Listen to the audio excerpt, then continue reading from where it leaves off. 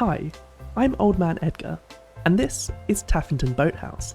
I've moved here recently from my old home with nothing but the clothes on my back in the hopes to start a new life. The Commonwealth is a dangerous place, but hopefully with experience of living and growing in this land, I can turn Taffington Boathouse into a real homestead. I'm not one for crime, nor stealing, and I'm not that much of an adventurer, but we can do things the honest way, including farming and perhaps manual labour. The current end goal is just to get this place up to shape and hopefully have a home that I can be proud of. This is going to take some time, but please join me in my quest from rags to riches.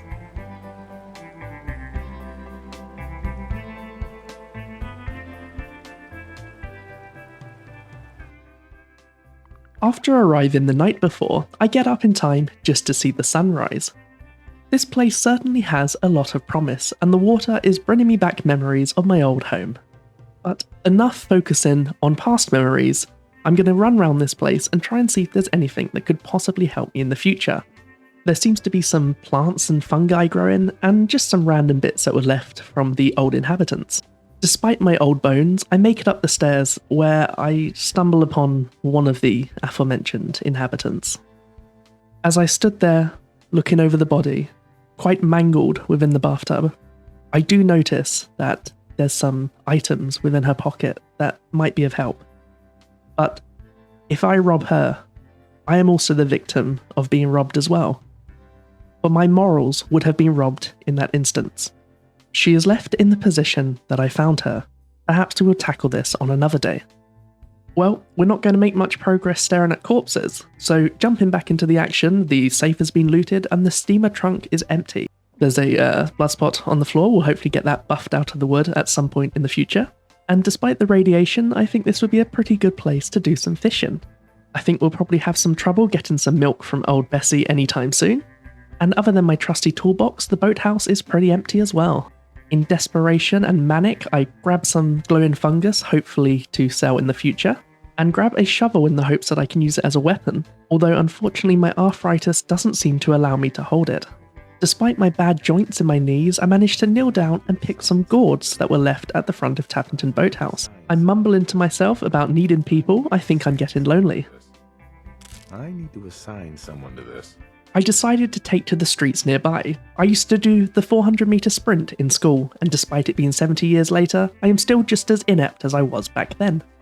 The sound of wildlife startled me a little bit, as I couldn't tell whether they were radioactive bugs or just normal bugs. I whipped the old fisticuffs out, but turns out I didn't need them. The flat-footed slapping of my feet probably scared them away. I found a burned out car, and to my sadness there was no air fresheners for me to chew on. I then found out that quite near my home there was a heavily fortified village. I'm still a bit nervous about approaching them at this point, so I decided to take the long way round. And much like the old phrase goes, all roads lead to a big water source, potentially a river or sea. And that was certainly true in this case, where I found some strange flowers called blood leaves. I felt it in my loins. This was me getting rich. Why else would they call it blood money? Needless to say, I picked every one of them I saw. My main issue currently is a lack of a trader. Sometimes caravans pass through, but there is not a static place I can sell my goods. The trough outside the heavily fortified town indicated that this might be a caravan hotspot.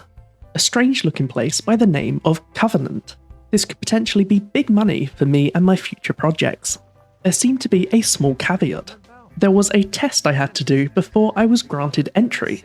The safe test. Apparently, everyone has to take it. Now, I'm not a fan of exams. I was never the sharpest tool in the box. However, some tools don't need to be sharp, they just need to be blunt, such as a hammer. It's not my fault the education system failed me, and I'm pushing through regardless. However, I was happy to finally rest my legs even for a few minutes. During this time, I was asked a strange variety of questions, and to tell you the truth, much like my younger self when I was in school, I ignored most of them. My mind drifted, thinking of those blood leaves. That could be my ticket to finally getting a home that I could be proud of. Same with the glowing fungi. If you're looking for mushrooms that emit light, boy, do I have the perfect product for you. I'm sure a merchant would pay big money to get a nightlight made of mushrooms. The man interviewing me briefly spoke about a doctor or medicine or something like that, and I definitely had a fear that a medical was needed before entry to Covenant was granted. If my externals are bad, I would hate for them to see my internals. I have been poked by so many rusty nails that I myself am the tetanus breeding ground of the Commonwealth. I have consumed so many microplastics that at this point I think I would be considered a synth more than a human. I am a petri dish full of disease, and yet I must farm. Finally, after a long period of time in which I'm pretty sure I dozed off for at least a couple minutes, I was granted entry to Covenant. Just as the fog started to roll in, I hope this wasn't an omen for future woes. Covenant was an interesting place, small yet pretty pristine. I would be lying if I said that there wasn't a small bit of jealousy. A man more nefarious than me might see this as the perfect picking ground for pristine and pricey products. But not me, my morals wouldn't do that, and those heavily fortified turrets definitely encouraged me to stick to my morals. Their farm was a point of envy, tato, corn and mutfruit, all aplenty. But for now, the shop is where we want to go. I have a bulging backpack and a pocket thirsty for caps. I may forego the medical treatment as the doctor appears to not know what sterile means. I tried to sweet talk Penny Fitzgerald, which didn't work. It was either my breath or the dirt under my fingernails that put her off. She promised me a good price, however I didn't have the heart to call her a liar when she offered me measly caps for my products. Begrudgingly, I sold the shovel, my gourds, and my blood leaves. I believe it was well under market value, as where else can you get glowing mushrooms? For a moment I thought about selling the wedding ring, but I didn't have the heart.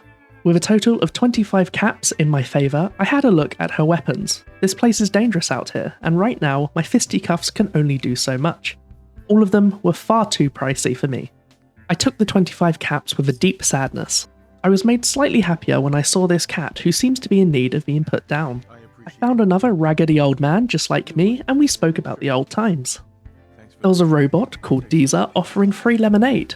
I thought I was onto something here. Perhaps I could just walk a measly few footsteps down and sell it to the store. Apparently it is only worth 1 cap. I think I'll keep it and wet my gums next time I'm parched. A gentleman called Honest Dan approached me. He said that a caravan was destroyed not too far away from Covenant, and one of the people in the caravan were kidnapped. He believes that Covenant has something to do with it. That did sound a little too much like an adventure for me, and I do not wish to tarnish my relation with Covenant currently, as it's the only trader I know nearby. I also don't like that he called himself honest. Surely that's something that your actions should reflect. Overall, I did not like his audacity. He did say the caravan that was destroyed may still have products on it. That may be worth looking at in the future. I bid my goodbye with my pocket full of 25 caps and hit the road yet again.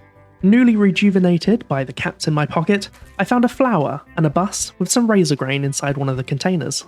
Walking back to the old Taffington boathouse, I stumbled across a park. I was looking forward to playing for a bit, maybe on the seesaw or the swings, when I kept hearing this buzzing sound. Believing it to be my tinnitus or my old hearing, I ignored it at first, but as it got louder, I looked round the corner to find a giant blood bug. The fisticuffs came out and I gave a swing. I was riposted as a dastardly fella stuck his beak into me. With my health low and my eyesight dimming, I decided to flee. The cretin appeared to have friends with him. I was outmatched and outgunned. I experienced the dangers of the Commonwealth firsthand that day. I fled back to the house to try and find respite. They were hot on my tails and they would not leave me alone. I ran upstairs to try and find shelter while peeking through the window just to try and get my bearings. And then I saw it. As he rose like a phoenix, my life flashed before my eyes. Was this a good choice to be here? Was I going to survive the week? He stood there, spinning around, mocking me. I stood as still as I could and hoped he would leave. Eventually he did leave. I ran into the kitchen to find anything. There was a pot, some coffee cups, and then I saw it, potato crisps on the table. I grabbed it and shoved it in my mouth as quick as I could. It helped. Not by much, but it definitely helped. I went to the boathouse and just started guzzling water. I must have went through litres and litres of it, but after a while, I felt a bit better. Today was largely unsuccessful. With 25 caps in my pocket and bruises from the battle with the bugs, I decided to call it a night. I closed the front door and went to try and close the back door, although I got a feeling that would offer less protection than the one on the front. Perhaps some renovations are needed. As I looked through the dilapidated door, I felt secure. It wasn't a good home, but it was my home, and we're going to work on it, and it's going to be better. Success is always easier to achieve once you get past the first day. We have done the first day. As the thunder flashes and the rain pours down on the open river ahead of me, I'm feeling optimistic. Tomorrow, my plans are to gut this house out, find anything that could be worth any value. We're going to turn this Taffington boathouse into a Taffington boat home. The wind blows through the windows, so I move my sleeping bag closer to the campfire just to preserve what little warmth I have. As I get ready for bed, I'm looking forward to a cool 7 hours of sleep, getting up just in time for the sunrise.